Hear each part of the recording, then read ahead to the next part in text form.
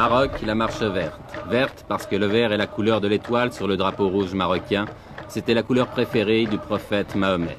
Et parce que cette marche est aussi une marche sainte.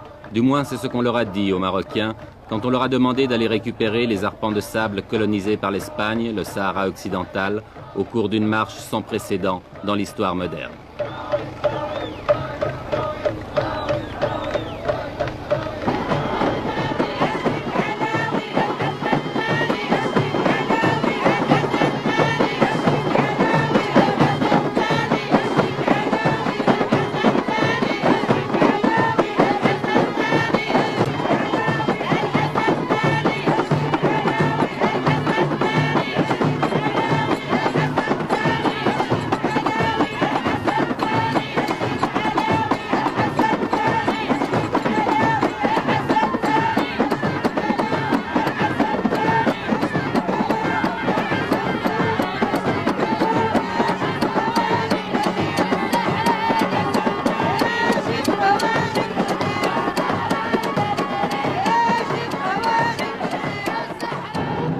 Un homme a eu l'idée de cette marche, à moins que quelqu'un la lui ait suggérée, une idée politiquement géniale, même si on peut la critiquer, et cet homme, le voici, il a 46 ans, c'est le roi du Maroc, Hassan II.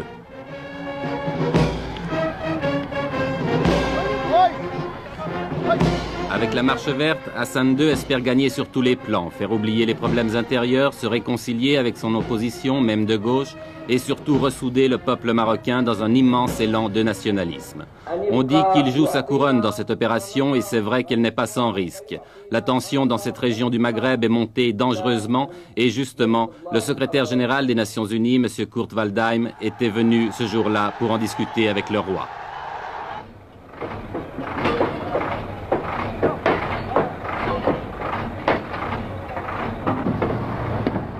Mais au-delà des coulisses de la diplomatie, la marche verte a été lancée. L'armée et la police, l'administration civile contribuent à sa réalisation.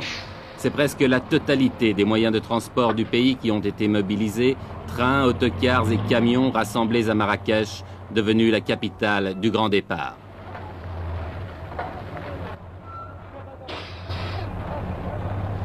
Pourtant, on ne peut s'empêcher de penser que c'est aussi la marche des gueux. La marche des paysans pauvres et illettrés, des chômeurs, des petites gens, de toute cette masse humaine qui obéit docilement à tous les mots d'ordre qui viennent d'en haut.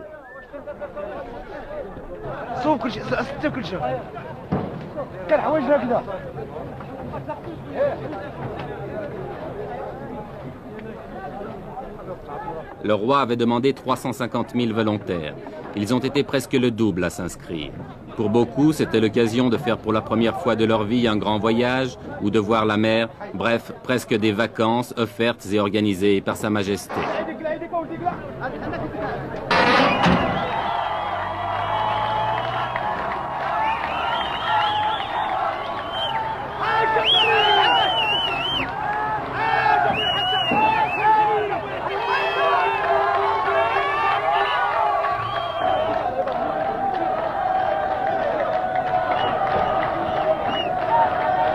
À Marrakech, depuis 15 jours, chaque départ de convoi donne lieu à des scènes de ce genre, et il en part plusieurs chaque jour.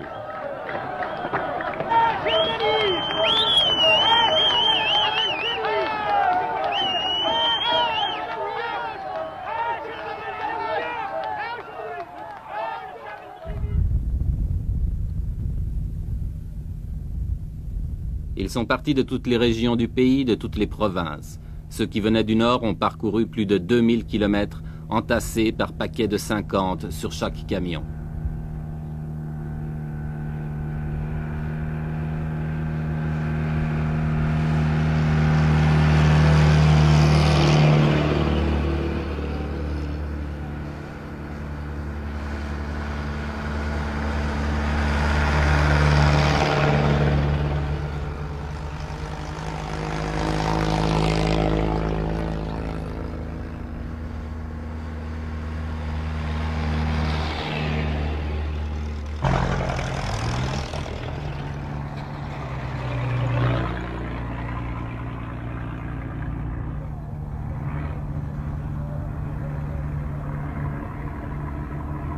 1000, 1500, 2000 kilomètres de soleil et de poussière, de chaleur et de soif, de fatigue.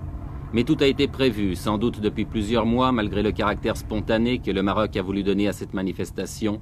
Ambulance, ravitaillement, essence, eau. En principe, les participants à la marche ne manqueront de rien. Une question, mais qui restera peut-être toujours sans réponse, quel sera le coût définitif de cette épopée? Avant le désert, un camp de transit a été installé à Agadir qui peut accueillir 30 000 personnes.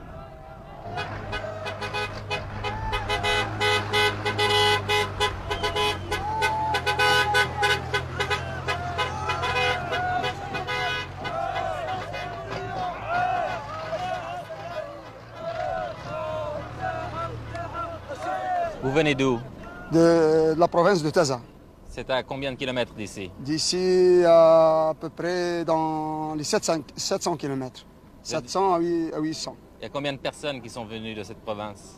10 000 personnes. 10 000. 10 000 personnes. Et maintenant, vous allez partir où? On va y aller, Inch'Allah, au Sahara. Au Sahara? Au Sahara. Jusqu'à Terfaya? On dépasse, Inch'Allah, le Terfaya. Vous allez passer la frontière aussi? Après le discours de Sa Majesté, on va, Inch'Allah, jusqu'à la capitale, l'Ayoun. Vous allez traverser l'Ayoun? Oui. Sahara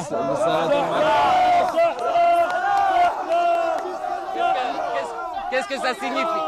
Qu'est-ce que ça signifie le Sahara pour vous? C'est notre terre et notre pays. Nous traversons non pas l'Ayoun seulement, mais toutes les villes et tous les villages occupés par les Espagnols. On veut notre terre, on veut toujours notre terre. On veut notre terre jusqu'à la mort. Notre terre, c'est toute notre vie. C'est notre terre, ça y est. Vive le roi Hassan II! Vive le roi Hassan II! Vive le roi Hassan II! Vive le roi Hassan II! Vive le roi! Vive le roi Hassan II! Vive le roi Hassan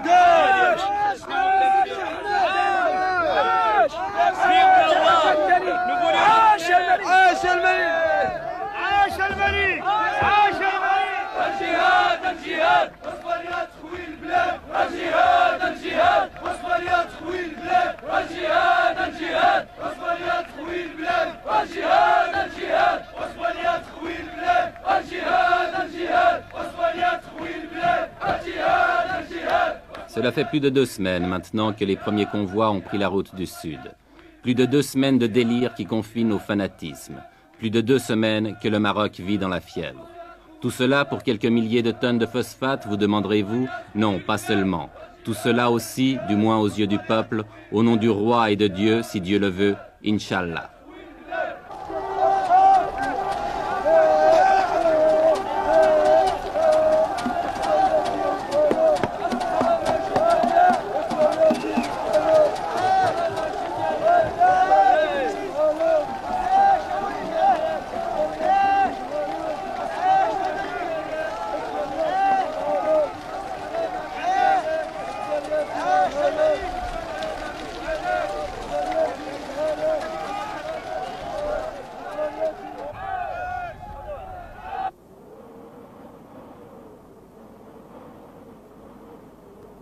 « 350 000 personnes lancées dans le désert, affrontant les vents de sable, reconnaissons que cela ne s'était jamais vu. En deçà des considérations politiques qu'elle peut inspirer, la Marche verte offre le spectacle hallucinant d'une nation jetée dans l'aventure. Folie ou coup de bluff, impérialisme ou nationalisme, je l'ignore. Mais regardez ces images.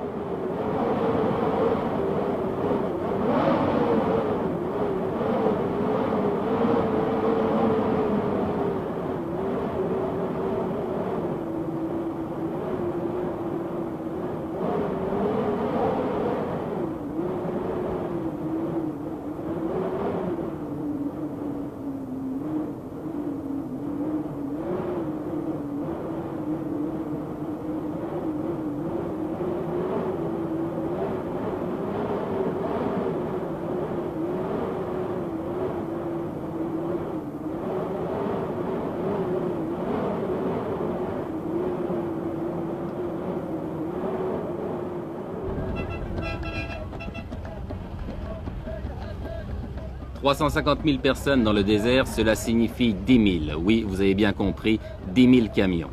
En une journée, ce sont 5 convois comme celui-ci que nous avons rencontré sur la route. Par mesure de sécurité et pour éviter un trop grand désordre, tous les arrêts s'effectuent en dehors des localités.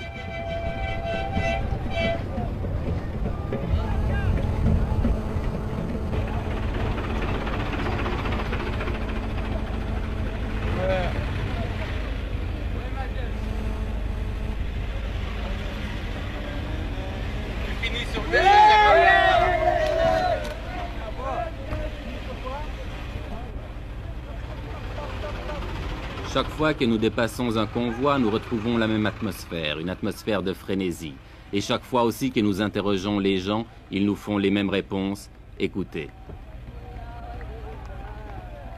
Jusqu'où vous allez? Au Sahara. Oui, Sahara. Pourquoi vous ne laissez pas le peuple sahraoui s'autodéterminer, choisir lui-même? Parce que le peuple sahraoui est sous la domination du roi. Eh ben, comme vous dites, c'est... Sahara, c'est à nous. Non. Pour être juste, les Sahara nous ont précédés. Et les Sahraouis, ce sont des Marocains pour vous? Oui, c'est ça.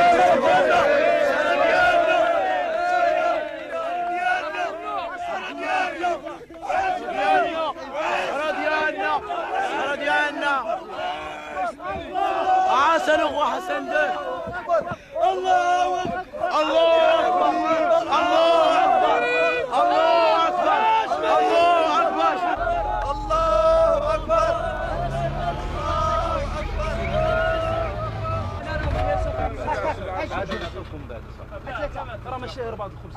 Tout le long du voyage, les vivres sont assurés. On distribue les miches de pain à la lancée, mais en proportion calculée, un pain pour 4 hommes. Le convoi se ravitaille donc, puis reprend la route.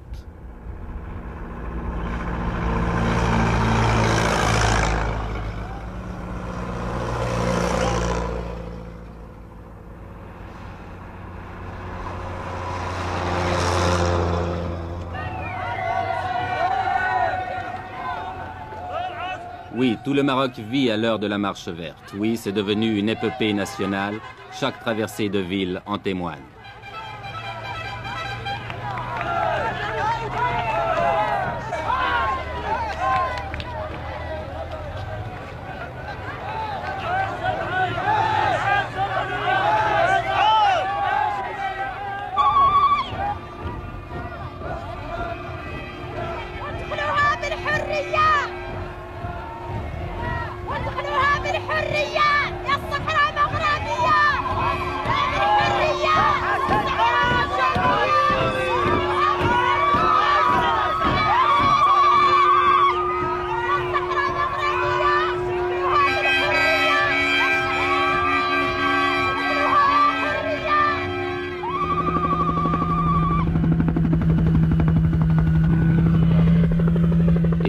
C'est l'arrivée à l'extrême sud du Maroc, à côté d'une petite bourgade perdue dans le désert, où avait atterri autrefois l'avion de Saint-Exupéry, Tarfaya. Tarfaya qui est maintenant devenu un gigantesque camp, dernière étape de la marche verte avant la traversée de la frontière qui délimite le Sahara espagnol.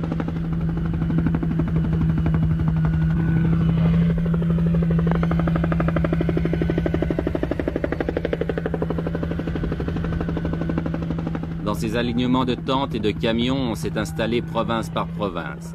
Et l'ambiance de ce campement le fait ressembler à un Woodstock du désert.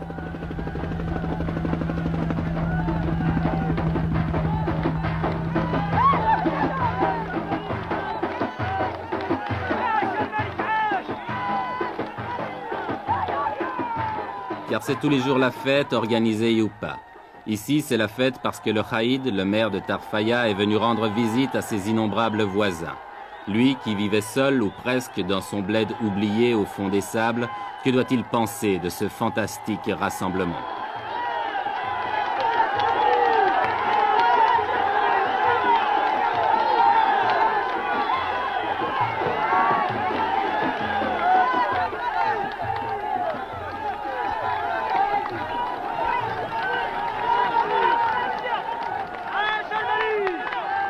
Avec une prodigieuse capacité d'adaptation, la foule s'est installée rapidement. On a nettoyé le sol des cailloux pour en faire des clôtures, on a dressé des tentes de fortune, et il ne reste plus qu'à tuer le temps en attendant l'ordre du roi pour se remettre en marche vers les terres spoliées.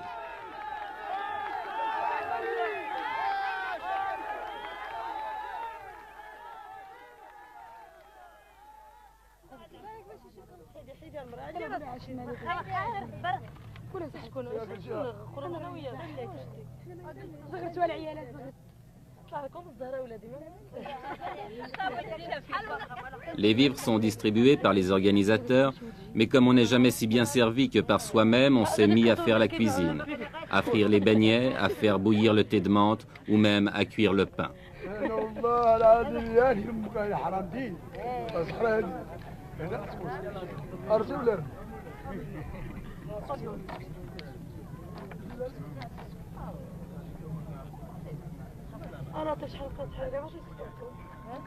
Ici et là, les 1001 petites occupations de la vie quotidienne.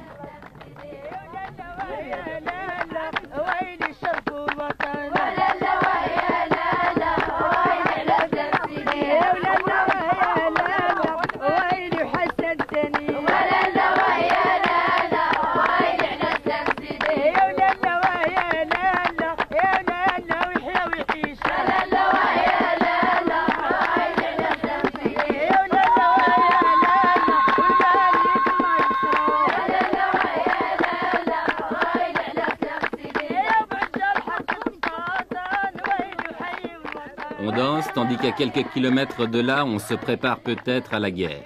L'Espagne, depuis le week-end dernier, a tout à coup durci sa position et ne semble plus du tout disposée à laisser pénétrer la marche verte sur son territoire. Que va-t-il se passer? Mais qui se pose ici ce genre de questions?